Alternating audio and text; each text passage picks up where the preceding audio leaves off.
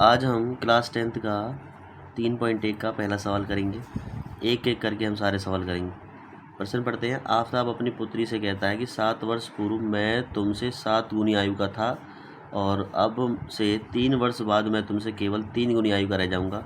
इस प्रश्न को आपको ग्राफिकल और मेथड से करना है, एल्जेब्रिकल मेथड से और ग्राफिकल मेथड से इसको सॉल्व करना है। हिंदी में भी पढ़ाऊँगा और इंग्लिश लैंग्वेज दोनों में लिखूँगा।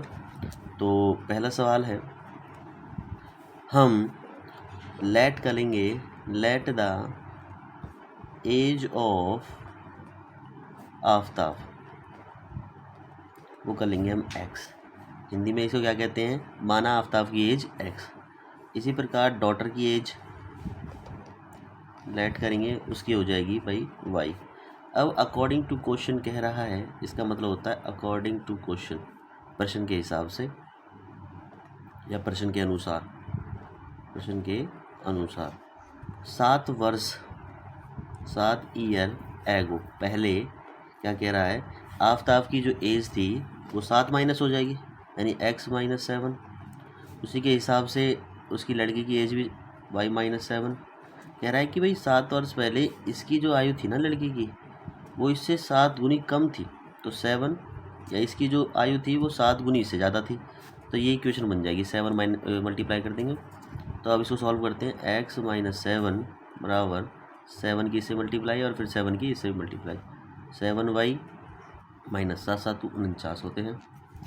उसके बाद एक्स वाई को एक जगह ले आते हैं और नंबर्स को एक जगह ले आते हैं। ये इधर आएगा तो 7 माइनस में हो जाएगा 7y, ये इधर जाएगा तो प्लस का हो जाएगा, माइनस का 49 पहले ही है और ये प्लस का 7 इधर हो जाएगा। x माइनस 7y बराबर माइनस में से गए तो माइनस के 42।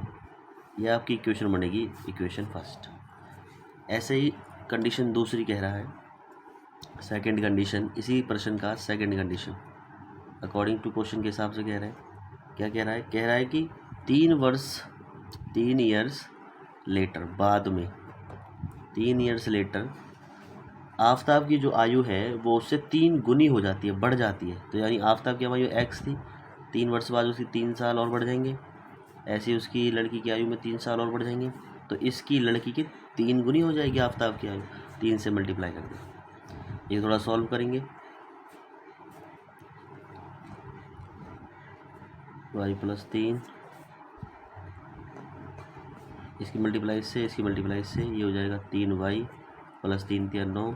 अब नंबर्स को एक साइड और एक्स वाई को एक साइड, x माइनस 3y बराबर, ये इधर जाएगा तो माइनस का हो जाएगा, 9 पहले प्लस का है, इधर आएगा तो माइनस 3y, ये रह जाएगा केवल 6। ये दो इक्वेशंस आपके सामने आ गई, इक्वेशन सेकंड। अब पहली इक्वेशन ये थी और दूसरी इक्वेशन ये है।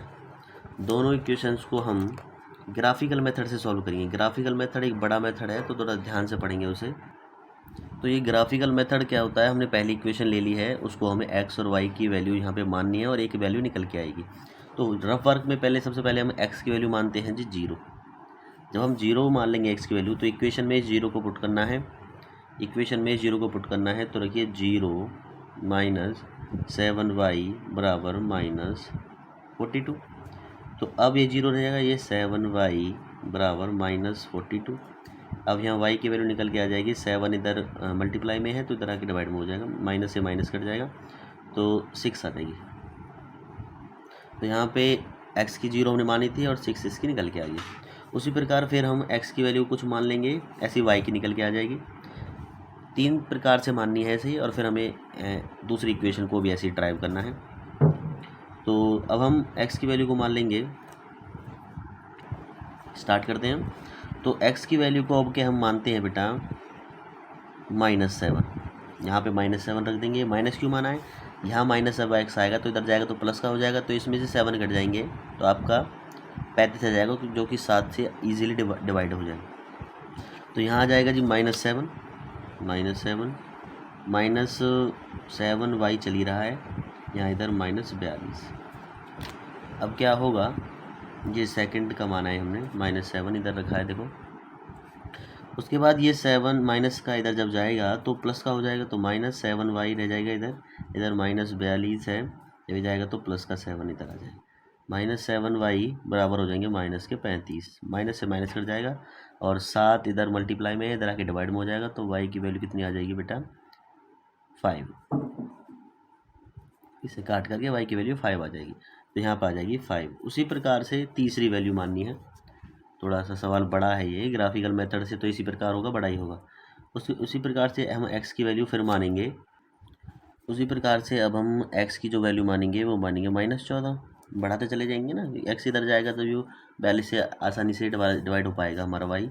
तो अब यहाँ देखो -14 माइनस के 7y बराबर के -42, तो अब ये 14 इधर जाएगा तो प्लस में हो जाएगा, तो -7y रह जाएगा इधर, इधर ये -42 है, उधर आ जाएगा +14 -42 ये रह जाएगा बेटा -28, 28 माइनस से माइनस कट जाएगा और 7 चौक 28, तो y की वैल्यू आ जाएगी बेटा इधर 4। तो हमारी तीनों इक्वेशंस आ चुकी हैं, तीनों मतलब हमारे x और y की वैल्यू आ चुकी हैं।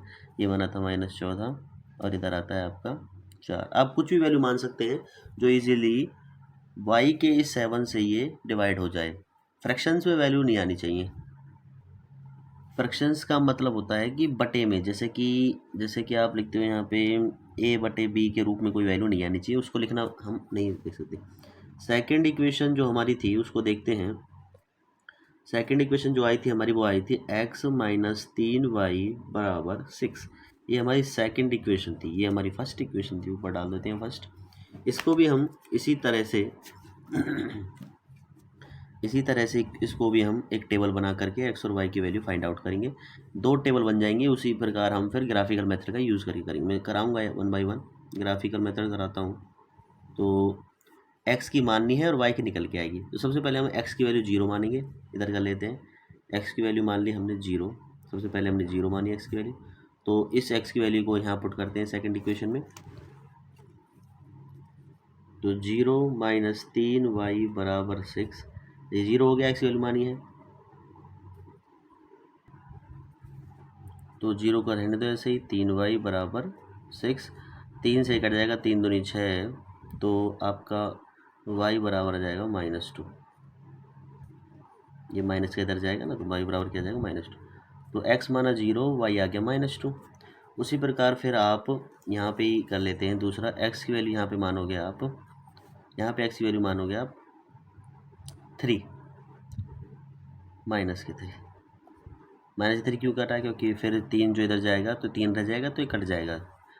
तो x की वैल्यू जो -3 काट बनाएंगे, तो रखो वैल्यू -3 - 3y बराबर 6। ये इक्वेशन में रख दी हमने माइनस की 3 वैल्यू, ये वैल्यू हमने यहाँ पुट करी है। तो ये इधर जाएगा तो -3y बराबर 6 प्लस के 3, उसके बाद प्लस का हो गया, इधर आ गया 9 हो जाएगा, -3y बराबर 9। अब 3 से कट जाएगा, 3 3 9, तो y की वैल्यू आ जाएगी -3।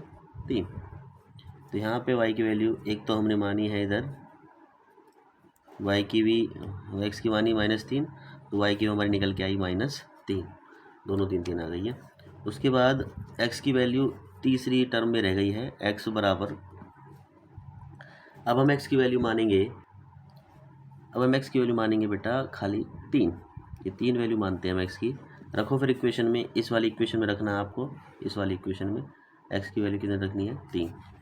तो यहाँ पे 3 - 3y बराबर 6। तो अब 3 जब इधर जाएगा तो ये माइनस का हो जाएगा, -3y बराबर 6 -3, और ये -3y बराबर हो जाएगा 3, 3 एकम 3, तो y की वैल्यू आ जाएगी -1। ये -1 कैसे आई? क्योंकि माइनस इधर जाएगा, तो y की आ गई -1, और आपका और x की मानी है हमने 3। तो ऐसे ही हमारी 2 इक्वेशन, ये टेबल हमारी ये बनी है और दूसरी टेबल हमारी ये बनी है। अब हम ग्राफ का हम यूज़ करके इनको बनाएंगे। हमारा ग्राफ 14 तक जाता है, तो 14 के पॉइंट वाले बनाएंगे, और हमें केवल ग्राफिकल मेथड से सॉल्व करना है उसे, हमें x y की वैल्यू फाइंड आउट नहीं करनी। तो ग्राफिकल जो है वो लाइन आएंगी, वो लाइन आपकी रहेंगी। तो बेटा मैंने एक ग्राफ बना दिया है, एक बार मैंने अपने हैंड से बनाया है, तो इसमें थोड़ा सा ऐसा है कि ग्राफ मेरे पास नहीं था तो मैंने बना दिया। तो ज़रा देखते हैं अब जो ये इक्वेशन है, फर्स्ट इक्वेशन का पहले हम जो पॉइंट है ये रखते हैं, एक्स 0 है और वाई 6। तो एक्स 0 है और वाई 6 है, कहाँ रखोगे? एक्स यहाँ पे 0 है और वाई है 6, तो पहला पॉइंट तो हमारा यहाँ आ जाएगा, एक्स 6 वाई और 0 6 यहाँ पे। ये जो पॉइंट आएगा ये 0 और 6 का पॉइंट आएगा। सेकंड है -7 और 5। -7 कहाँ है? -7 यानी एक्स की वैल्यू -7 और वाई की वैल्यू है 5। तो ज़रा यहाँ पे दिखते हैं ऐसे डॉटेड डॉटेड यहाँ पे, और ये -7 इधर हमारा पॉइंट आएगा।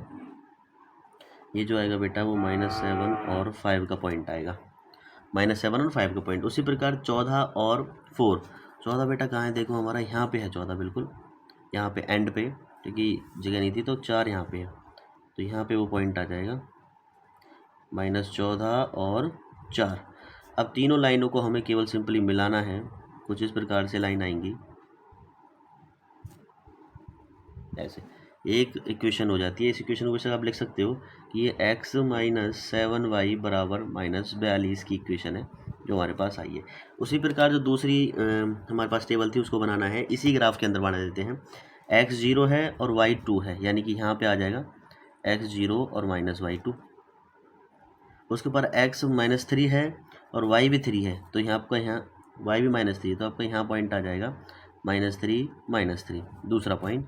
उसके बाद जो तीसरा पॉइंट है बेटा वो x 3 है। x यहाँ पे देखो 3, ये रहा प्लस का 3 है, और -1 है, -1 है यानी -1 है, यहाँ पे पॉइंट आ जाएगा। तो यहाँ पे क्या आ जाएगा? 3 और -1।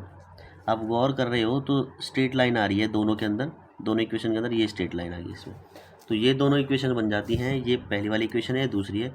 एरो डाल के आप लिख सकते हो ये इक्वेशन बेटा आपकी x - 3y बराबर 6, ये इसकी इक्वेशन है। ऐसे आपको केवल सॉल्व करना है और ये सवाल हो जाएगा। बाकी 2 सवाल जो इस प्रश्नावली के अंदर है वो ऐसे ही हैं। धन्यवाद।